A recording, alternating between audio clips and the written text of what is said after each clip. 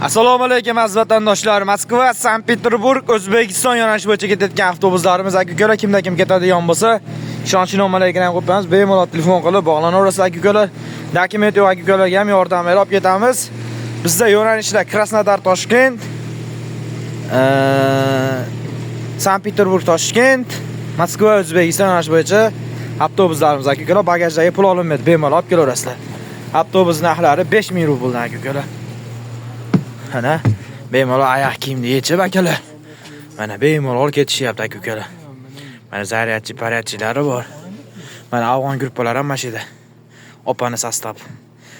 Nima deysizlar, bratlar? Yaxshimi avtobus, ma'qulmi? Aka-ukalar to'g'ri to'lmasa yuramiz akalar. Mana shu 6 ta 7 ta odam bilan xudo xolasa jaydar avtobusimiz ketadi. Aka-ukalar tanlovda adashmanglar.